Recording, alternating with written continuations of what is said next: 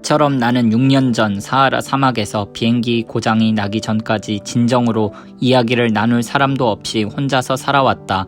그때 내가 모는 비행기 엔진에서 뭔가가 부서졌다. 비행기에는 정비사도 승객도 없어서 나는 어려운 정비를 혼자 해보려 했다. 나로서는 죽느냐 사느냐의 문제였다. 마실 물도 겨우 일주일분만 남아 있었을 뿐이었다. 첫날 저녁 나는 사람들이 거주하는 땅에서 수천 수만 마일 떨어진 모래 위에서 잠이 들었다. 나는 대양 한가운데서 뗏목을 타고 표류하는 사람보다 더 외로운 처지에 있었다. 그러니 동이틀 무렵 이상한 목소리가 나를 깨웠을 때 내가 얼마나 놀랬겠는가를 상상해보라. 그 목소리가 이렇게 말하는 것이었다. 저 양 한 마리만 그려줘요. 뭐? 양 한 마리만 그려줘요. 나는 벼락이라도 맞은 듯 벌떡 일어났다. 눈을 세게 비비고 자세히 보았다. 눈앞에 나를 심각한 표정으로 보고 있는 아주 이상한 꼬마 한 명이 있었다. 여기 그의 초상화가 있다. 이 그림이 훗날 내가 그를 그린 것 중에서 가장 잘된 초상화이다. 하지만 이 그림보다 실물이 훨씬 더 매력적이다. 그건 내 잘못이 아니다. 6살 때 나는 어른들 때문에 화가가 되는 것을 포기해버렸다. 그래서 속이 보이는 보아뱀과 속이 안 보이는 보아뱀 말고는 그림 그리는 것을 배워본 적이 없었다. 나는 놀라 눈을 휘둥그렇게 뜨고 갑작스럽게 출현한 그의 모습을 보았다. 내가 사람들이 사는 곳에서 수천 수만 마일 떨어져 있었다는 사실을 잊지 말기 바란다. 그런데 이 꼬마는 길을 잃은 것 같지도 피곤해 죽겠다는 것 같지도 않았고 배고프거나 목마르거나 겁을 먹은 것 같지도 않았다. 사람 사는 곳에서 수천 수만 마일 떨어진 사막 한가운데서 길을 잃은 어린애 같은 모습이라고는 전혀 볼 수 없었다.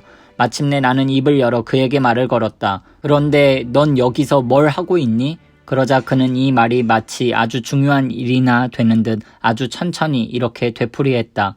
저 양 한 마리만 그려줘요. 너무나도 신비스러운 일을 당하게 되면 감히 거역하지 못하는 법이다.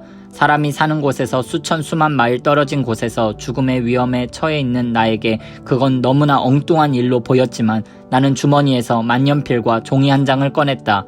하지만 그때 내가 지리, 역사, 산수, 문법에 치중해서 열심히 배웠다는 생각이 떠올랐다. 그래서 꼬마에게 약간 퉁명스럽게 난 그림을 그릴 줄 모른다고 말했다. 그가 대답했다. 괜찮아요. 양 한 마리만 그려줘요. 양을 그려본 적이 없었으므로 그를 위해 내가 그렇게나 자주 그렸던 2개의 그림 중 하나를 그려주었다. 속이 안 보이는 보아뱀 그림이었다. 그러자 이 꼬마가 이렇게 대답하는 것을 듣고 깜짝 놀랐다. 아니, 보아뱀 속에 있는 코끼리 그림을 원하는 게 아니에요. 보아뱀은 너무 위험해요. 코끼리는 너무 거추장스럽고요. 우리 집은 아주 작아요. 난 양 한 마리가 필요해요. 양을 그려줘요. 그래서 나는 양을 그렸다. 그는 자세히 보고 나서 아니 이 양은 벌써 병들었는 걸요. 다른 걸 그려줘요. 나는 다시 그렸다. 나의 꼬마 친구는 부드럽고 너그럽게 미소를 지었다. 아이 참 이건 순양이잖아요. 뿔이 있어요. 그래서 또 그렸다. 하지만 먼저 그림들처럼 이 그림도 거절당했다. 이건 너무 늙었어요. 난 오래 살 수 있는 양을 원해요. 비행기의 엔진을 분해해야 해서 이번에는 참지 못하고 나는 다른 그림을 대충 그렸다. 그러고 나서 그에게 이 그림을 던져주었다. 이건 상자야. 내가 원하는 양은 이 속에 있어. 그러자 꼬마 심판관의 얼굴이 밝아지는 것을 보고 나는 깜짝 놀랐다. 내가 원하던 게 바로 이거예요. 이 양에게 풀을 많이 줘야 하나요? 왜? 우리 집이 워낙 작아서요.